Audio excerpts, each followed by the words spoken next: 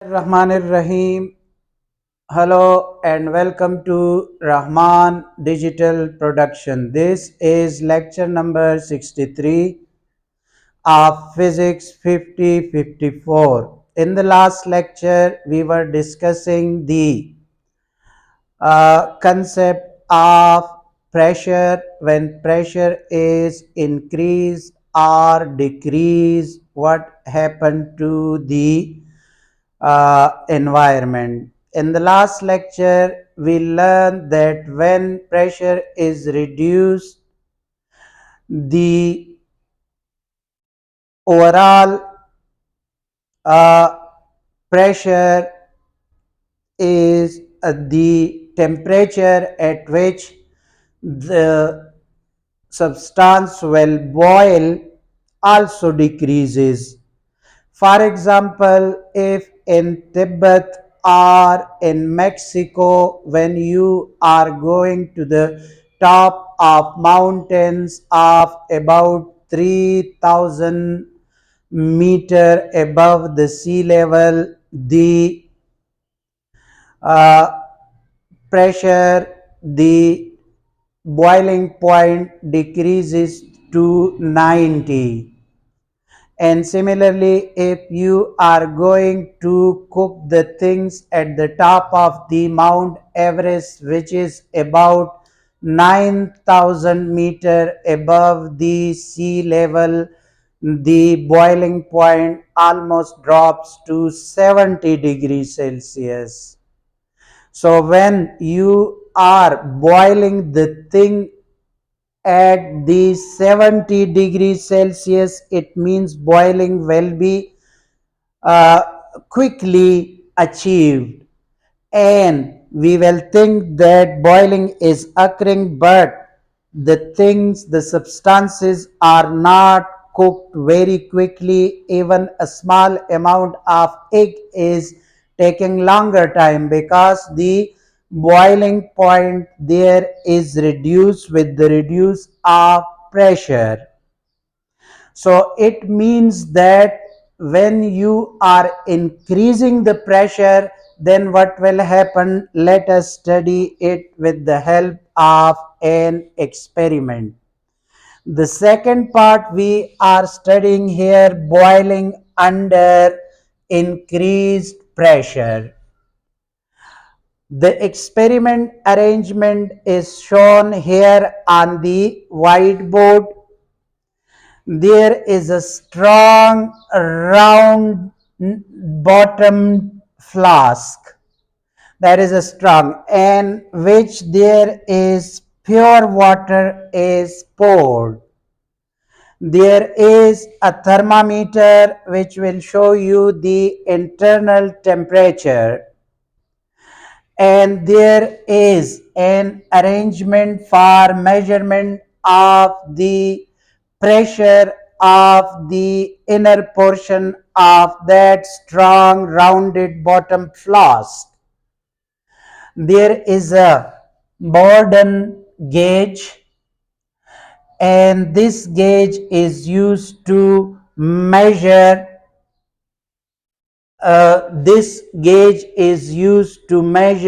the internal pressure of that system.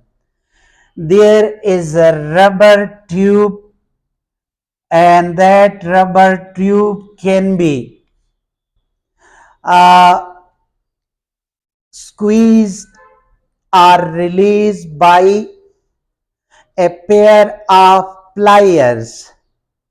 How to start the experiment? Start heating the flask and carefully note the temperature. When the temperature is about the room temperature and the gauge is showing almost 1 atmospheric pressure, then squeeze this rubber tube by a pair of pliers and continue heating the flask. Observe the temperature and the Bourdon gauge as well. When it is showing 100 Celsius on the thermometer scale and the Bourdon gauge is showing 2 atmospheric or more than 1 atmospheric pressure, then quickly release this rubber tube and let the steam get out. Ladies and gentlemen, this experiment is telling us then when we increase the heat, the temperature is increasing till 100 and then we are squeezing this rubber tubing, and then when the temperature is reaching to about 101 or 102, it means that by putting the pressure inside this flask, the boiling point is increased to 101 or 102 degrees Celsius. This experiment is totally telling us that the boiling point is increased by increasing the pressure. The boiling point is increased by increasing the pressure, and that was the whole story. And that is why we are using to cook the uh, vegetables very soon in this experiments method pressure cooker. In pressure cooker we are cooking the thing very quickly. Why? Because the boiling point is increased. So when the boiling is starting, it will be more than 102 degree or 3 degrees Celsius. So it means that it will be cooked quickly rather than cooking it at the high altitudes areas. Okay, ladies and gentlemen, that was the whole story about the boiling. Now we are coming towards another very important topic, and that is called latent heat. Latent heat, in the previous section, we observed that it is the hidden heat when the transition phase is occurring either from liquid to gas, or from gas to liquid, or from solid to liquid, or from liquid to solid. There is heat which is absorbed or released by the substances, that is called latent heat of that substance. Ladies and gentlemen, in the previous lecture we given a treatment qualitatively to the latent heat.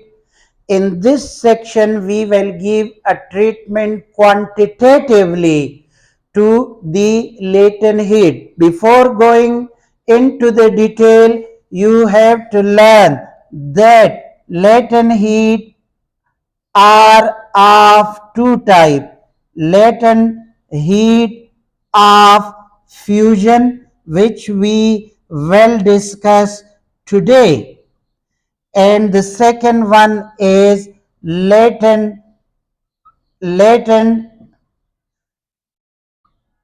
latent heat of vaporization. Latent heat of vaporization.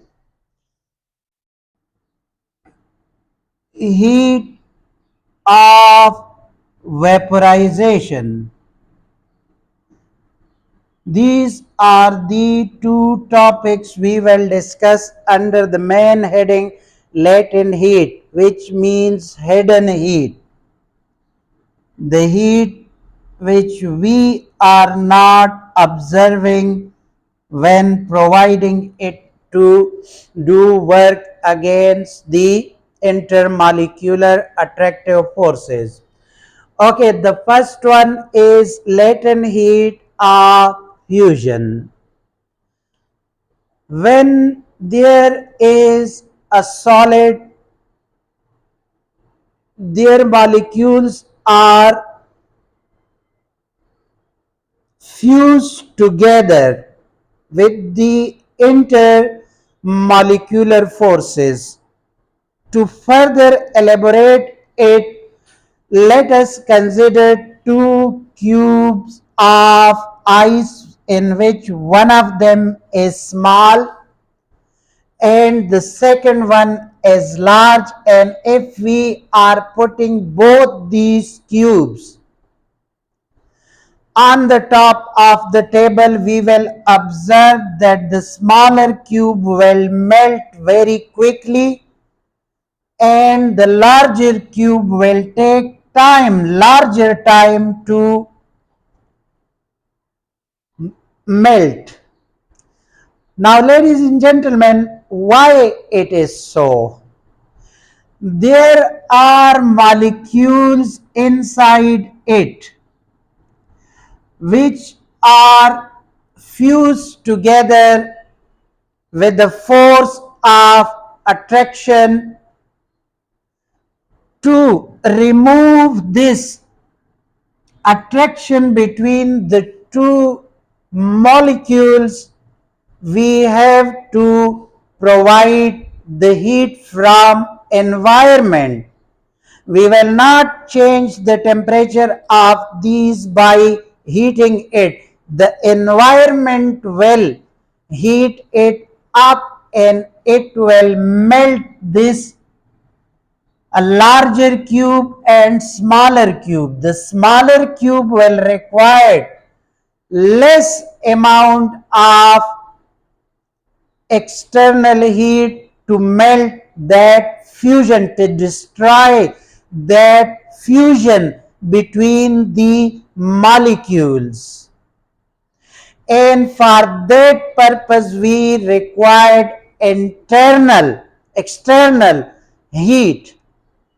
So there is a latent heat of fusion inside these cubes, and when we are exposing these cubes, smaller cube and larger cube, to the outside environment, they are working on it to break those bonds between the molecules, and as a result these blocks will melt quickly. Obviously, when the mass is small, it will require less heat, and when the mass is large, then it will need larger heat. So keep this in mind that there is a latent heat of fusion inside these cube, and that cube is held together by those forces. Now let us define properly that what is the latent heat of fusion. Latent heat of fusion, which is denoted by L, and in subscript you have to write a small f. It means latent heat of fusion. Remember that you have to denote latent heat of fusion by uppercase letter F. If you are denoting it by smaller letter L, then you are pointing to the specific latent heat of fusion. This is the general form of latent heat, and this is a specific latent heat. And if you remember, we discussed this specific and general in one of the last term. Specific heat capacity and heat capacity. And if you remember, there was only the difference of 1 kilogram, which is this one. The difference was of 1 kilogram. Here also the same scenario is there. So ladies and gentlemen, latent heat of fusion, LF of a solid, is the heat which is required to change it from solid to liquid, or vice versa.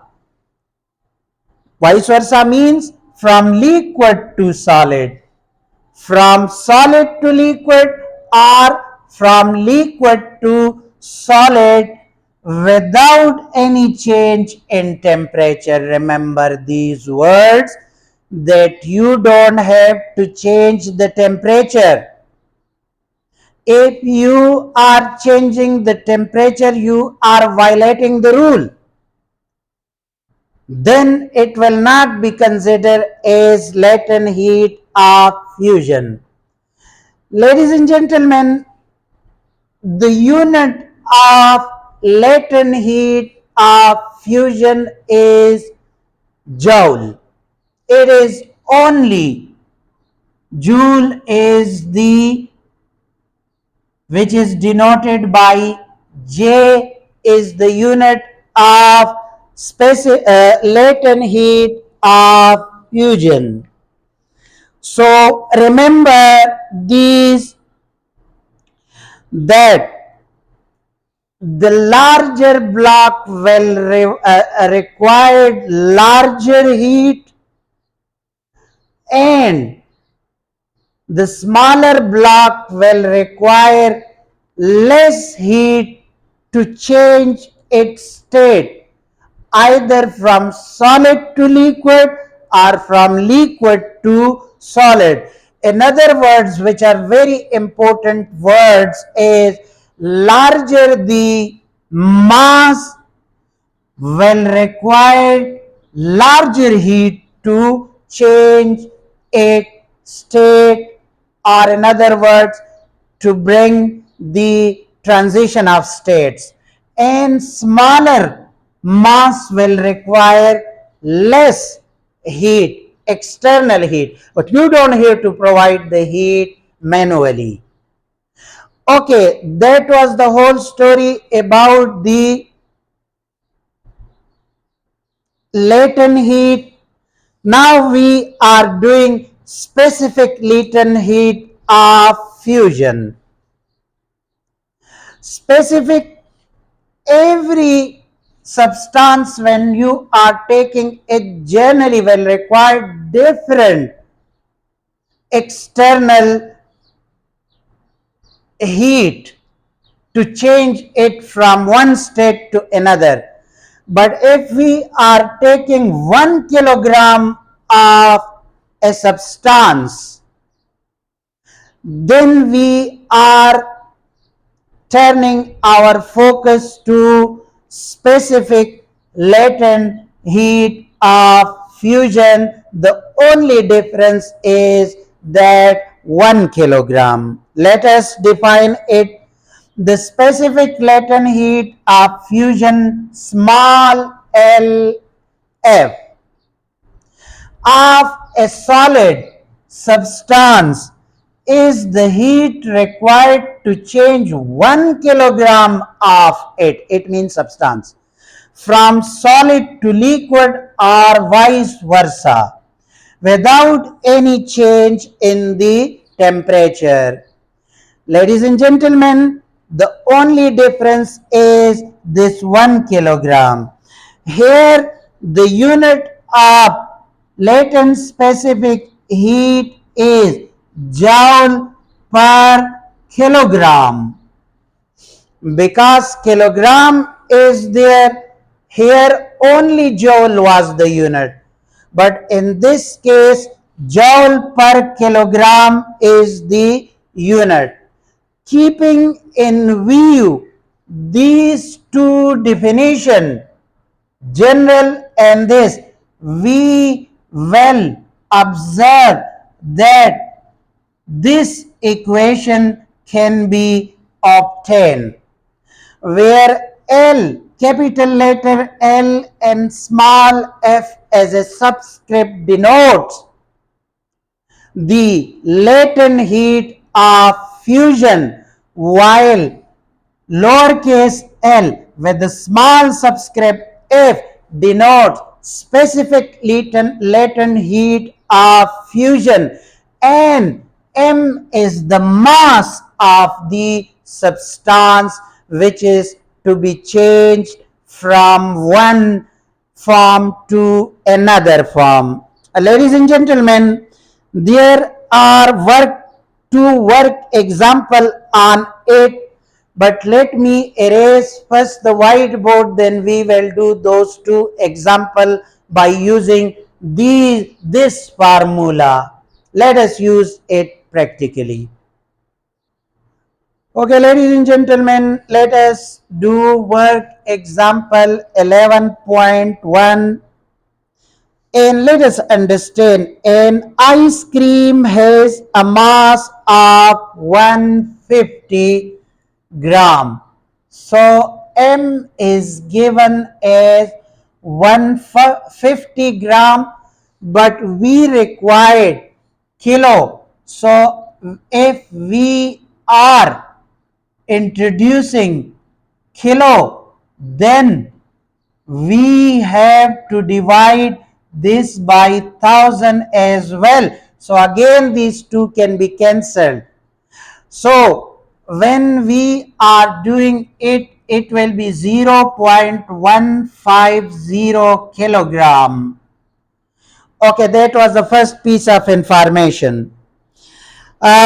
Next, if the specific latent heat of fusion of ice is, so specific latent heat of fusion is 400 a 340,000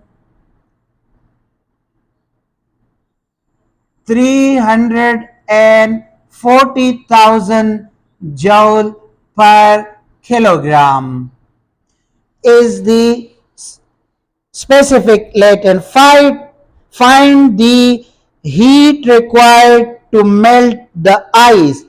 We have to find LF, that is the heat.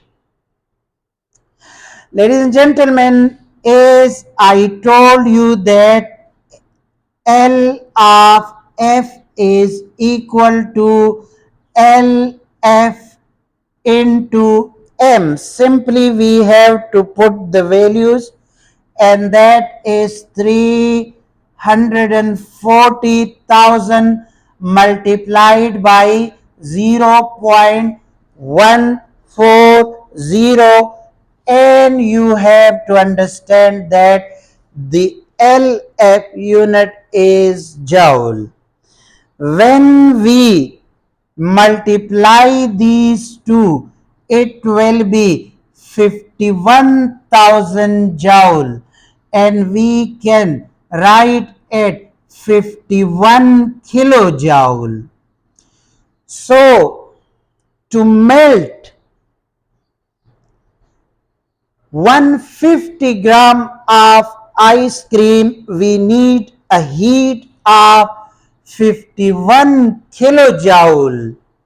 So that is the answer. Now we have to do the work example 11.2 and will clear more of our concept. The example will help you to clear your concept by applying it practically. A heater which supplies heat at a constant rate of 1000 watt. P is equal to 1000 watt. N is completely immersed in 3 kilogram block. So I am writing 3 kilogram as M, and because it is in kilogram there is no need to change it, of ice at 0 degree Celsius. The block of ice takes 1020 seconds. So T is equal to 1020 seconds to melt completely.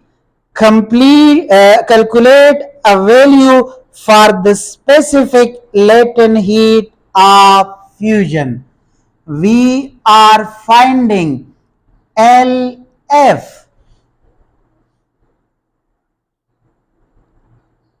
What assumption did you make in your calculation? Ladies and gentlemen, I am telling you in advance that no heat will go out of the system to the environment. This is which is very much difficult to control, but we are assuming that no heat is going out from the system to the environment. That assumption I told you in the advance. Okay, heat required is equal to Q is equal to P cross T. As P is equal to Q divided by T, so Q is equal to P cross T. Simply we have to put the values here. It was 1000 and it was 1020. When we multiply it, so 1,020,000 joule, 1,020,000 joule will be the answer. Now, as we know that LF is equal to LF multiplied by M, so we are going to find small l, so LF divided by M. You have to keep in mind that Q in this case is equal to L divided by F. So we are putting the value of 1,020,000 divided by, and this is 3. M is the 3, and that with the unit as joule per kilogram. So when we divide this 340,000, LF will be equal to 340,000 joule per kilogram will be the answer. So, ladies and gentlemen, that was the whole story about latent heat of fusion. In the next lecture, we will give, inshallah, a closer look to the latent heat of vaporization. That is another type of latent heat. Thank you very much for watching. Allah Hafiz.